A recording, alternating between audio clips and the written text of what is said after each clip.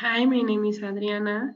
This is my final presentation of Practices in Professions 1 in Cinvestav, Monterrey. My project was Analysis of Encephalographic Signals. In this project, we compare a signal obtained by two different caps, one with water-based electrode and silver chloride electrodes.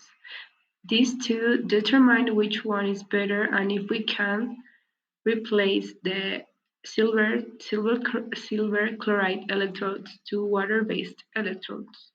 This signal is the P300 that is obtained when you change a moment by a stimulus in the brain. Our objectives were to compare how effective a water-based electrode is by measuring the same head section with other type of electrodes to determine if it's feasible to use. As you can see in the presentation, the red one is the cap with the silver chloride electrodes, and the other one is the comfy cap that is the water-based electrode.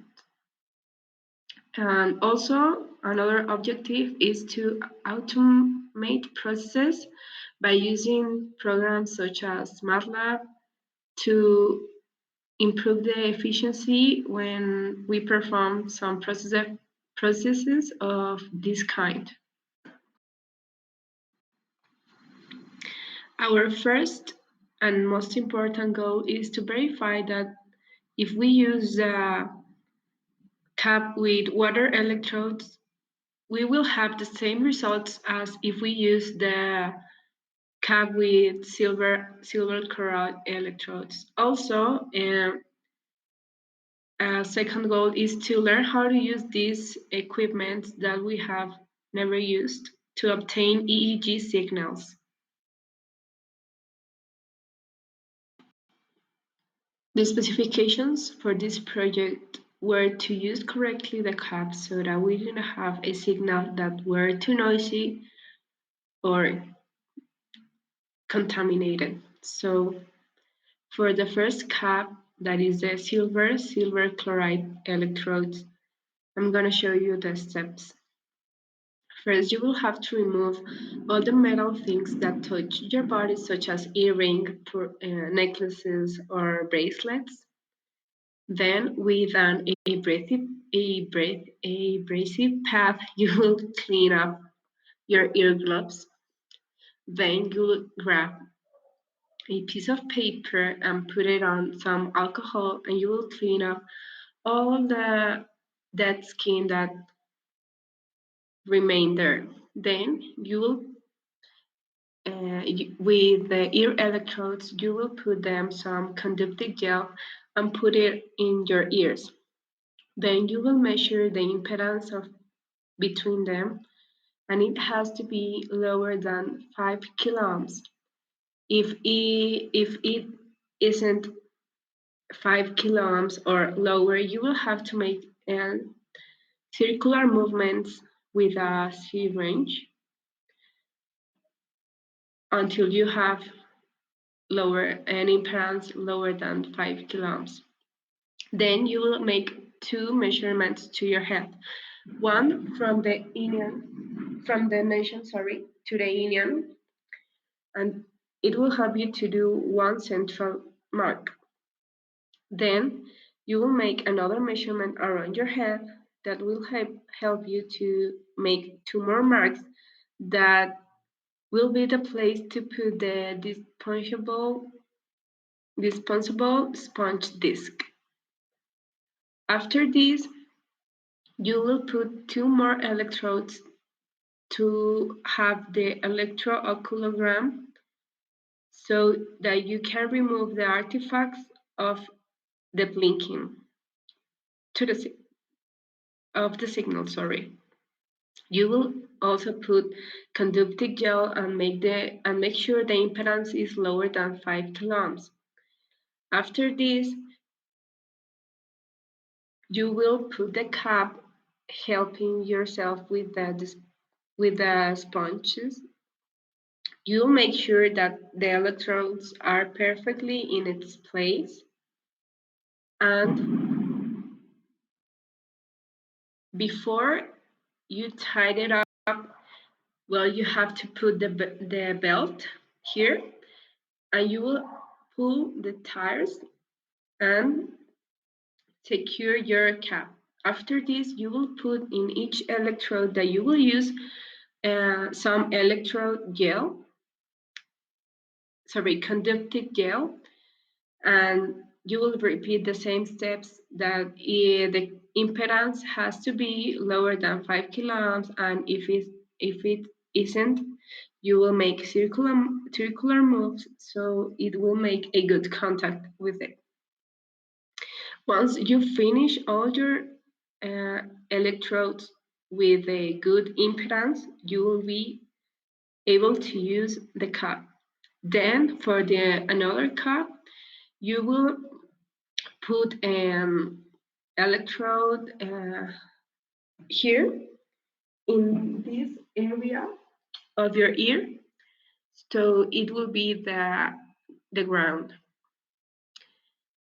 and you will put the cap. Uh, you will roll up the stripes to put them into the electrode holes. You will put it into water, and then you will put in your head. These steps are more easier and faster because you don't have to measure impedance.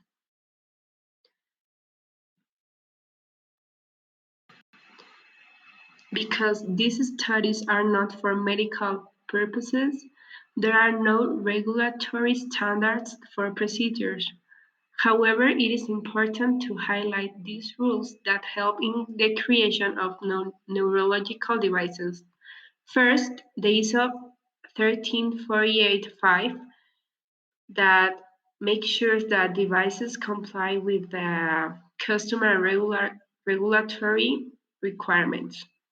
Also, the 21 CFR 88.2.1580 that says that neurological devices must be designed and tested for electrical safety and electromagnetic compatibility.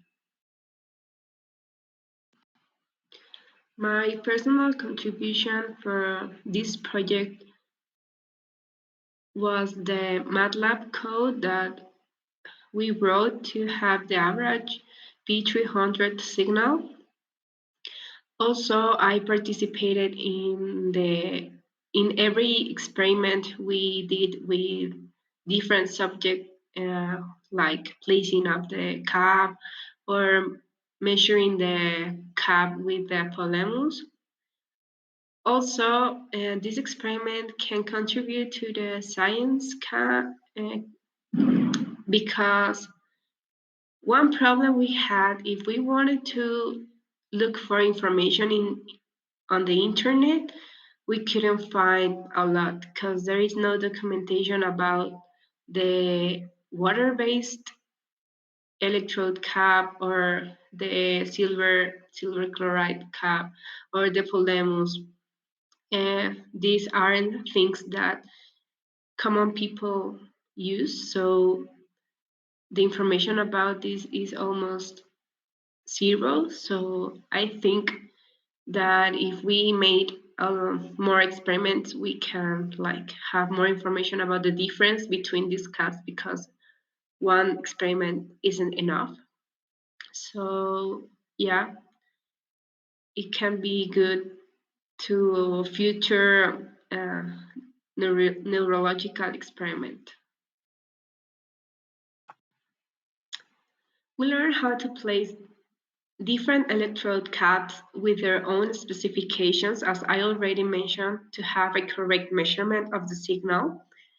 Also, we learn to analyze the EEG signal and determine if we're going to use a filter to get rid of the noise or to eliminate the blinking artifacts, and use different programs such as Acknowledge 4.4 that is compatible with Movita to acquire the signals that comes from the cuts. Also, with the Polemus hardware, we digitize the points of the head to make a 3D modeling. And with the program Brainstorm, we can observe the signals in the 3D model head so that we can observe from which area of the head the brain is making more activities and detecting, in this case, the P300, or making the P300, sorry.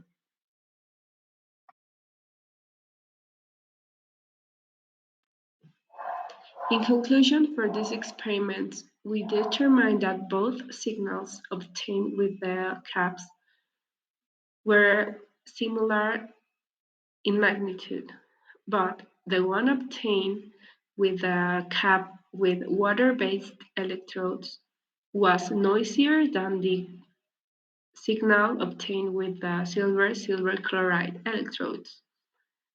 This because after several experiments, we observed that the cap didn't tie up to the subject head and the electrodes didn't make a good contact to the skin, so it was a little bit of interference with the hair.